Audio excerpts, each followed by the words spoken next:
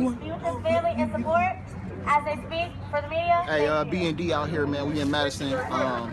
You know, for Tony Robinson was killed by Madison Police Department, man. We got the brother Immortal Technique came out here, man. You know, he didn't have to. The brother came out here and showed, you know, brother some love, man, and solidarity from New York. You know what I mean? So I just wanted to thank the brother, man, for coming out here, man. I feel like our struggles are interconnected, you know? I always told people that hip-hop made a lot of mistakes when New York decided to be the gatekeeper of things, rather than expanding and being more open with the culture of hip-hop, acting like they was in charge of everything. That was the mistake of the 80s and 90s. The mistake now would be to say that this is just something happened in gigantic cities or in huge metropolises. This is a national problem. This is a global issue. There are people's lives who seem to matter more than others, and other people seem that they can hide behind their skin as protection. And I'm telling the well-to-do white people of Madison, you need to look up the case, and I'm going to tell it to you right now. This is an article that was in Politico, right? It's important that we look this up because this is very telling about what actually goes on. The brother's name was an Army colonel, and his son was shot in the head.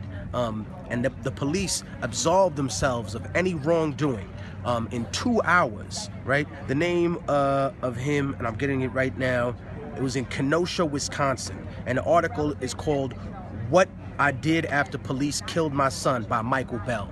Right? This is a global issue, ladies and gentlemen. This man was a colonel, fought for the country, did everything, and they still screwed him over, right? So what was interesting in the article is that he was approached by an older brother at the end of it, and he said, man, if they could do this to you, imagine what they've been doing to our communities. Ladies and gentlemen, people don't become racist overnight. That is reinforced by a system. This is not an isolated incident. This isn't just something that happened. This is something that's happening everywhere all over the world. You know, they test these things on a minority community, the so-called minority community, but don't make any mistake. They have you in mind out there too. And by you, I mean anybody watching this. What I mean is that they test the system on people that they know will receive less empathy from the majority of society.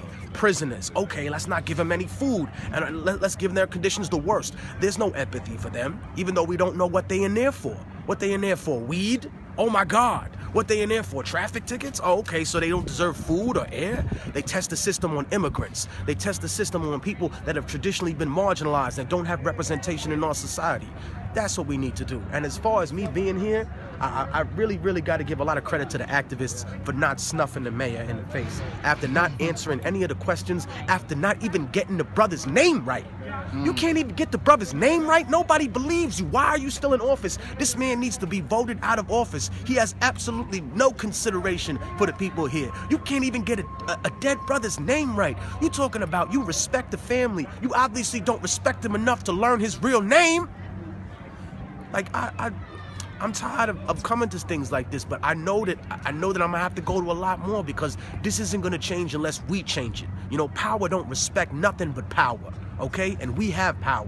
We just don't realize it. To the black folks and to the immigrant community, you need to come out here and support us too. This ain't just a black thing, it's a Latino thing, it's a white thing, it's an Asian thing, it's a Christian thing, it's a Jewish thing, it's a Muslim thing, it's a human thing, ladies and gentlemen. Silence